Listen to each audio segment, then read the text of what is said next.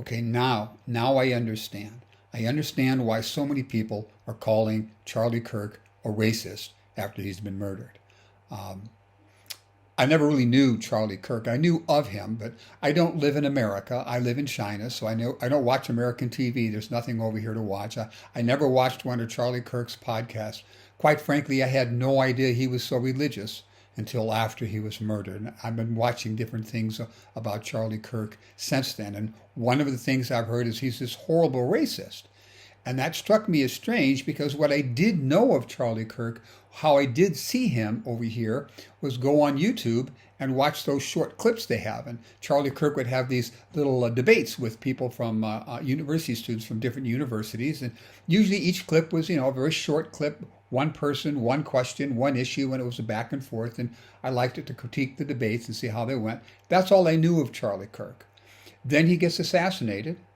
And all of a sudden, people are going, yay, we got rid of a racist. And I thought, my gosh, I never heard anything racist about him in any of those debate clips. I probably watched over the years, probably 20, 25 of his clips over the years. So I just couldn't connect him to being a racist. But now I understand why we're hearing this. I'm going to explain it to you. In fact, this video is going to show you why so many people are calling him a racist. This is a short clip from an old TV show called That 70s Show. Watch this and I'll be right back. I had the ball last. I win. No, you didn't win. Yes, I had the ball last. Holy mother. Hello, Lori. Hello, Kelso. Hide. Who is the goddess? The goddess is Eric's sister. She's not a goddess. She's more the Earth Mother whore type, which works for me. Lori, Eric. shouldn't you put some clothes on? Why? Aren't you a little cold? No. In fact, I'm hot. Oh, well, then why don't you go upstairs? I am waiting for my jeans to come out of the dryer, and I want you to stay off my case. It'll only take me a minute. I don't think Kelso's gonna last that long. Too bad. It's not like I'm completely naked under this. I'm wearing underwear. See? Oh. If we were at the beach, you wouldn't even notice me. If we were at the beach, Kelso would be in the water right now.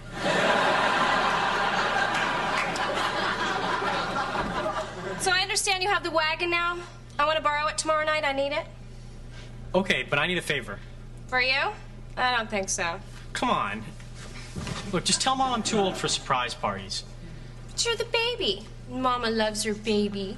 Well, if you do it, you can borrow the Vista Cruiser. All night. All night? Fine.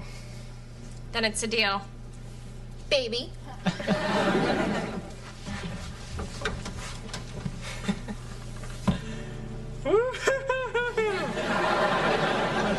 Whoa. Yeah.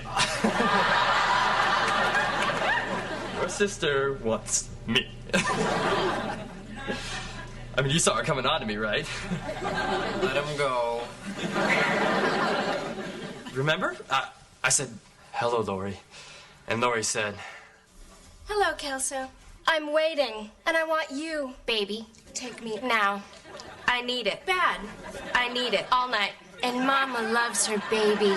I'm completely naked under this, and I'm hot for you, Kelso.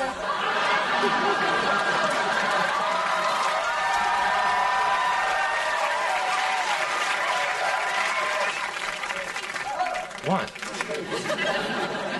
You didn't see it? Okay. Did you see what they did there? They present a scene, a skit, whatever, that the whole audience gets to see. And then they talk to that guy, and his name is Kelso. I don't know all of their names. I'm just starting to watch this TV show, so I'm not real familiar with them. But then they go to Kelso. And Kelso, using the truth, he takes bits and pieces from the whole story, frames them all together in his mind, and he creates his own reality, his own world, his own narrative. And that's how narrative is created. the most common tactic for creating a narrative, or I should say the initial step, is to remove context. You can't create a narrative if all the context can be seen. So in Kelso's mind, there's this event where this girl has the hots for him, but the rest of us know the truth. That's just a fabrication. So I'm going to use this example to demonstrate to you this is what the left does. This is why people on the left right now are calling Charlie Kirk a racist. Not because he is a racist. This is the construct they created to justify that name. So, and what I'm going to do is I'm going to use a far left publication. This is probably real close to MSNBC and The Guardian. I'm going to use an article that came out of The Guardian. And they're way on the left, and they're going to tell us, like Kelso, they're going to create their narrative, one bit at a time. They're going to give us 5 quotes from Charlie Kirk that proves he's a racist. Okay? Here we go. So here are 4 of the 5 comments that Guardian has published that supposedly proves Charlie Kirk is a racist. You may have seen these comments in different social networks in the last few days because they're kind of being shown up everywhere. These are how Guardian proves Charlie Kirk is a racist. We're going to see very clearly that the Guardian is doing the same thing that Kelso did in that little clip of That 70s Show, where he just pieces together bits and pieces to stitch his own narrative. First comment, if I see a black pilot, I'm going to be like, boy, I hope he's qualified. Well, out of context, that might sound like a bizarre comment, but it's about black pilots. No, that's not what this is about. Here's what this is about. This was an announcement that was made years ago, actually, back in 2021, just after Biden took office. United Airlines proudly announced that they were going to follow DEI practices. The CEO was full on board, and they said, United sets new diversity goal. 50% of students at new pilot training academy will be women and people of color. Well, what does that mean for the standards? Are they going to have to score the same scores on the applications? Are they going to have the same flight experience, the same flight hours? Are they going to have the same education? We don't know any of that. All we know is we're going to have people who have skin color, a certain tone, and gender, a vagina. That's what United Airlines is committed to, 50% of the pilots. So now you go back to that quote, and Charlie's simply saying, well, wait a minute now, if I see a black pilot, how am I going to know how he was hired? I'm going to be like, boy, is he qualified? Hope he's qualified. That's not racist. That's a fair comment. When you live in a world of DEI, we don't know to the extent of which the expertise or merit was used.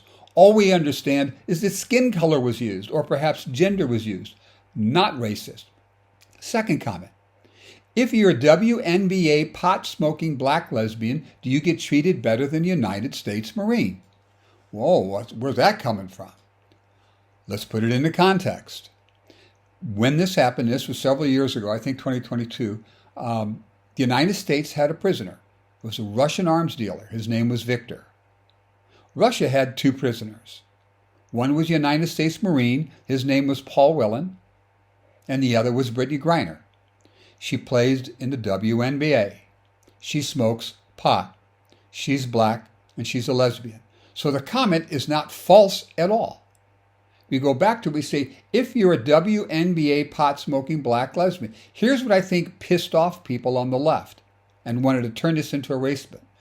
If Charlie Kirk had said, if you're a WNBA African-American member of the LGBTQ plus community who happens to smoke marijuana. Now, if he would have said those words, they might not have been upset. But they don't like it framed as a WNBA pot-smoking black lesbian. That's too honest for them. They call this comment racist. Wrong. Just like Kelso did in his little imagination, wrong. Number 3, happening all the time in urban America. Prowling blacks go around for fun to target white people. That's a fact. It's happening more and more. And indeed, at the time, it seemed that there was. You have but to go onto YouTube and type in people randomly punched in the street. I did that, and I found several videos. The majority of them were black men. There was one white man. The majority of the victims were white. Most of them were white women. So you can't say for sure that the random punching is on the increase, it's going everywhere. But let's take a look at some data that we can quantify. These are the data of violent crime. If you look all the way to the right, that big blue column, that's black on white crime. If you look all the way to the left, that small teal column, that's white on black crime. So we know for an absolute fact there are more people who are black who are committing violent crime upon white people than there are white among black people. Absolute fact, not racist. Now, for this particular comment, since we don't have the data of all the videos out there, of all the random punches out there, the way you would respond to this isn't by saying you're a racist. You respond to this by proving him wrong. So if you wanted to respond to this notion that black people are targeting white people and punching them, and it's happening more, you would go online, you'd make an exhaustive study of all these sites, maybe YouTube and Rumble, whoever has these videos, and you'd quantify this. This is something you can quantify. You don't respond by saying you're a racist. That's not how debate is handled. Okay, number 4. If I'm dealing with somebody in customer service who's a moronic black woman, I wonder, is she there because of her excellence or is she there because of affirmative action? Oh, what's he talking about now? Again, let's put the context on this. Charlie Kirk is having a conversation with Heather McDonald. I believe this was a podcast. There's video of this. Here's the exact words he said. Here's what's upsetting to me, Heather, is if I'm dealing with somebody in customer service who's a moronic black woman, I wonder, is she there because of her excellence or is she there because of affirmative action? It almost creates thought patterns that are not necessarily wholesome. It creates resentment, doesn't it, Heather? This is not a way to design society. So this is back to DEI. If we're hiring people only because of their skin color, and we see someone who's underperforming, he uses the word moronic. Is that a harsh word? I don't think so. People act moronic sometimes. But if you see someone who's underperforming, people are going to ask, why was that person hired? Is it because of the color of his skin? And when I say people, I don't mean white people. There are millions of black people who do excellent jobs. And now their excellence is going to be called into question if we're going to start hiring people based off skin color. People who've performed their job perfectly for 20 years, now we're going to be suspect. I wonder if that's a DEI hire. So it's a fair comment. In fact, if you look at the whole comment he makes, he's saying this is not a way to design society. It creates resentment. That's not necessarily wholesome. These are all good things to observe about a policy that's designed to move away from merit and come back into skin color. Here's the 5th comment. If we would have said that Joy Reid and Michelle Obama and Sheila Jackson Lee and Ketanji Brown Jackson were affirmative action picks, we would have been called racist. Now they're coming out and they're saying it for us. Stop. You see the ellipse there, but we got to stop. If you watch the video, Charlie Kirk says, watch, let me show you this video. He shows another video of Sheila Jackson Lee. She's standing on the floor in front of the house and she's openly saying, I am a product of affirmative action. I was selected to go to college because of affirmative action. As she says that, she stumbles out the words. She kind of trips her over the words a bit, and it sounds a little funny. So now that video stops. We go back to Charlie Kirk. He's kind of laughing. He says, yes, we get it, Sheila. We get it, Sheila. You do not have the brain processing power to otherwise be taken really seriously. You had to go steal a white person's slot to be taken somewhat seriously. He's talking specifically about Sheila Jackson Lee and more specifically about her admission on the House floor where she stumbles saying she's a product of affirmative action. This comment taken out of context would have you believe he's kind of talking about all black people. He's not. He's talking about DEI. And it doesn't take a genius to wonder about in terms of people not having brain processing power. Let's not forget Ketanji Brown Jackson, who happened to be asked in Congress for her confirmation hearing for the Supreme Court, do you know what a woman is? Her answer was, no, I'm not a biologist. So that's the caliber of justice we now have sitting on the bench. And there you go. That's how you do it. You take little pieces of information from a greater story. You stitch those pieces together in a way that you like, just like Kelso did, and you make up your narrative. And of course, with the media, that doesn't seem to question anything anymore that anyone from the left says. We stitch up all these narratives. The narrative Trump was a Russian asset. His campaign in 2016 colluded with Russia to win. They deliberately tried to target Hillary Clinton. Brett Kavanaugh, he's a serial rapist. The Hunter Biden story, that's all false. That's a Russian hoax. January 6th riots, oh my God, it was an insurrection. These people were taking over the country. COVID, oh, that came from nature. The vaccine, oh, it's safe. It's going to stop everything. We need school closures. We have to close down churches, but let's keep liquor stores open. We can't gather in large places outside unless it's a George Floyd riot. Then we can gather out there. That's okay. All of these are stitched together by the Democrats, sold by the media, and Americans across the country believe it. There are actual Americans today who believe January 6th was an insurrection. There are Americans today who still believe that the COVID vaccines are safe and effective. The lie is everywhere. And this formula for creating lies turned an American into an assassin to steal the idea from America that free speech is okay. We have to wake up. Thank you for watching.